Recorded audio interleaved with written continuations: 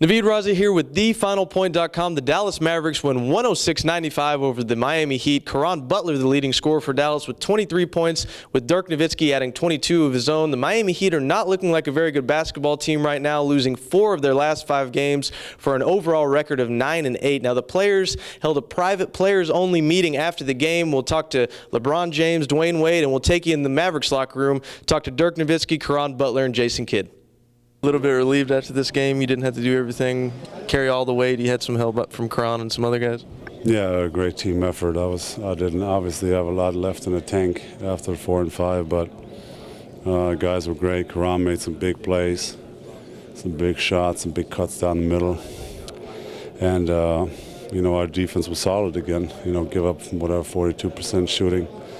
Again, I think that's what won us the game. We sent them a little too much to the free throw line, more than we wanted to, but those guys are great attacking the rim, and that's what they do. So, but other than that, I think defensively another solid night. Tyson's been on an amazing role, rebounding, finishing, running the floor, and just being all over the place. So he's been amazing. They're a talented team, and so we knew we were going to be in it for a dogfight, and we got that third quarter. We got off to a good start, and our defense and our offense helped us with making shots. Caron, I think, has been having spurts where he's been great, and so for him right now, I think he has a game to build on, and I think for him, you know, it's easy, you know, and he got there in the third quarter and he just went to work, and again, he did that when we were at home against Philly. He helped us win that ball game there, so I think it's just a matter of him getting some more touches and feeling comfortable. No one in this locker room has accomplished, you know, winning a title. You know that we're going to have to do something that we probably never done before. You know, sacrifice minutes, you know, and do other things, but you know, we all on the same page, and that's what we want to do. You know, we want to win a title, and we feel like we got every piece, every component in this locker room to do it.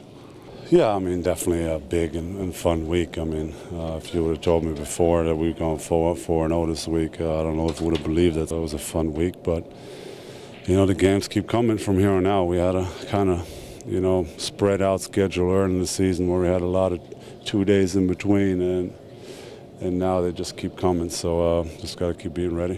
It was a well-needed team meeting where everybody got an opportunity to get it off what they had on their chest or what they had in their head about us figuring things out. Right now, we are a 9-8 team, and we have to own up to that. You know, does our record, you know, speak of what team we can become? No, I don't think so. But right now, we are 9-8 because we've been playing like that, and we have to figure this thing out, which we will. Nah, can't do that. Just know that we had some deep things to say, you know, to one another that got out, which was, you know, we needed it. We needed it. Well, it's tough because I know the potential of this team. You know, I know what, you know, my visual that I had when this team was put together. But, you know, like I told, like I said, I mean, my championship team was 10-10.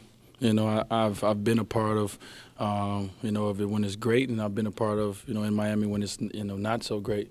But I understand that you have to stay the course. So, you know, the bigger picture is always lost. You know, it's always about the immediate, and right now we need to focus on, you know, the immediate. But you know, I understand my championship team was 10-10, and it took a loss here in Dallas. You know, about 40, I think, before we got things going. And you know, so I have those experiences that I've always go back to. No, I think the fact that we know we're so talented individually, we feel like we can have lapses at time, which is, you know, not the key.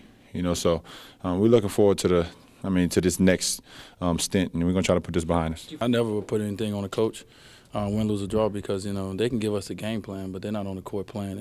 And I think with this team, especially with the IQ of this team, you know, we are smart enough to make adjustments on the floor, on the fly, and I don't think we're doing that as much as we want to. You know, now it's time to, you know, take ownership up to this is our team. Of course. Yeah, love it. Of course. It's great. Were you expecting it?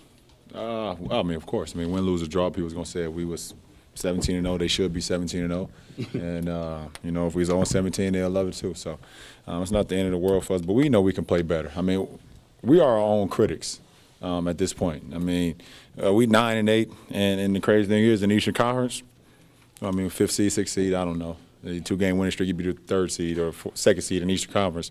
We're our own critics right now, and we know we're not playing to the capability that we should be doing. So, you know, tomorrow, it's a day off, get an opportunity to sit back with our families, enjoy it, watch a little football, and then get back to work on Monday.